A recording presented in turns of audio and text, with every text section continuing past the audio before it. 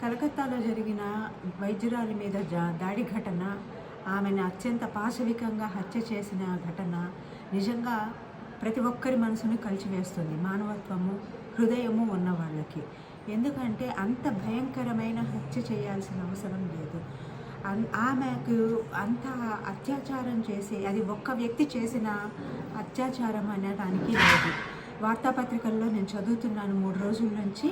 దానిలో దాదాపు 150 ml వీర్యం ఆమె శరీరంలో ఉందని, జెనిటల్ ఆర్గాన్స్ అన్నిటినీ కూడా చాలా లోతైన గాయాలున్నాయని, చిత్రహింసలు పెట్టి చంపారని, గొంతు నులిమి కార్టిలేజ్ విరిగిపోయేలాగా ఆమెను చంపారు అనేసి పేపర్లో చదువుతూ ఉంటే నిజంగా ఎంత బాధగా ఉంది అంటే, మన దేశం ఎక్కడికి పోతోంది, ఏమైపోతోంది? మన చదువు, సంస్కారం, మన సనాతన ధర్మం ఇవన్నీ ఎక్కడికి పోయాయి?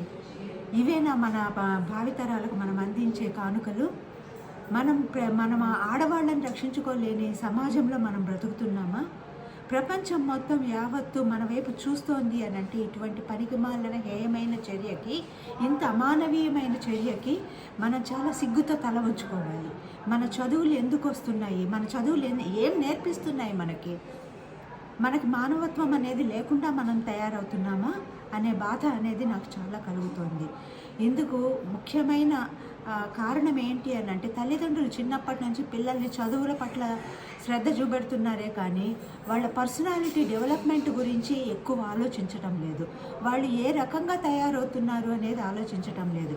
ఎంతసేపు ఉన్న ఆపర్చునిటీస్ని గ్రాప్ చేసుకునే రకంగా పిల్లల్ని తయారు చేస్తున్నారు కానీ వాళ్ళల్లో మానవత్వము, హ్యుమానిటీ లేదా హ్యూమన్ కన్సర్న్ అనేది లేకుండా పెంచుతున్నాము అనిపిస్తోంది. అందువల్ల ఇప్పటికైనా మన సమాజం మేల్కోవాల్సిన అవసరం అనేది ఉంది. జెండర్ ఇష్యూస్ మీద మన ప్రజలలో అవగాహన కల్పించి జెండర్ ఫ్రెండ్లీ ఎన్విరాన్మెంట్ని క్రియేట్ చేయటం మాత్రమే కాకుండా, ప్రతి ఒక్కరిలో కూడా ఆ స్త్రీ పురుషులు సమానులు, స్త్రీకి కూడా ఒక హృదయం ఉన్నది, ఆమె కూడా ఒక శరీరము, ఆమెలో కూడా హృదయం ఉంది, ఆమె కూడా ఒక మనిషి అనే భావన పురుషులలో కూడా మనం కల్పించినప్పుడు మాత్రమే మనము వారిని రక్షించుకోవటానికి వీలవుతుంది. అంతేకాకుండా మనం చేయాల్సిన అతి పెద్ద పని ఏమిటి అని అంటే, పిల్లలు చిన్నప్పటి నుంచి వాళ్ళు ఏ రకంగా పెరుగుతున్నారు, వాళ్ళలో ఎలాంటి పోకడలు ఉన్నాయి, వాళ్ళు ఏ రకంగా పెరుగుతున్నారు, వాళ్ళ పర్సనాలిటీ అనేది ఏ రకంగా డెవలప్ అవుతోంది అనేది తల్లిదండ్రులు ఎంత బిజీగా ఉన్నా గమనించుకోవాల్సిన ముఖ్యమైన అంశం. అలాంటిది సూపర్విజన్ అనేది కరువు అవుతున్నందువల్లనే మానవుడు మృగాడవుతున్నాడు, మనిషి మృగాడవుతున్నాడు, ఆడపిల్ల లేడి పిల్లలాగా బలిపశువు అవుతుంది. ఈ మధ్యలోనే ఒక సినిమా చూశానమ్మా, భగవంత్ సింగ్ అని. ఆడపిల్ల లేడి పిల్ల లెక్కలాగా పెరగకూడదు, పులి పిల్ల లెక్కలాగా పెరగాలి అని.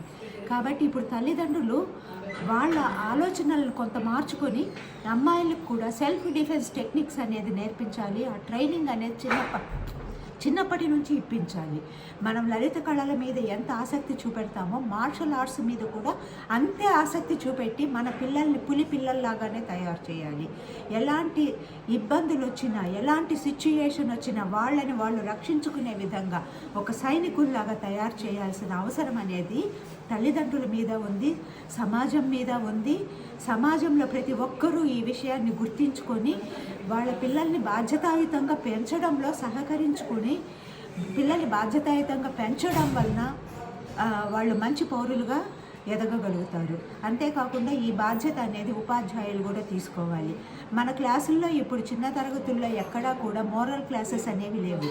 మా చిన్నప్పుడు క్లాసుల్లో మాకు మోరల్ క్లాసెస్ అనేది ప్రతి ఒక్క వారానికి 1 కానీ 2 కానీ ఉండేవి. అలాంటప్పుడు మాకు మొరాలిటీ అనేది నేర్పించేవాళ్ళు ఆ క్లాసుల్లో తప్పనిసరిగా.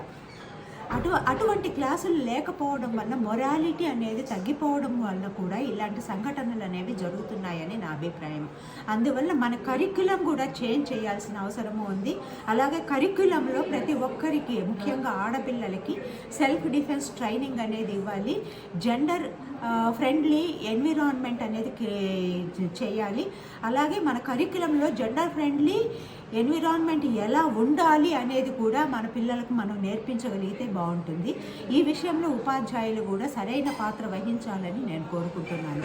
అప్పుడే మనకు సమసమాజం అనేది నిర్మితమవుతుంది. గాంధీజీ కలలు కన్న దేశం అనేది మనకు జరుగుతుంది.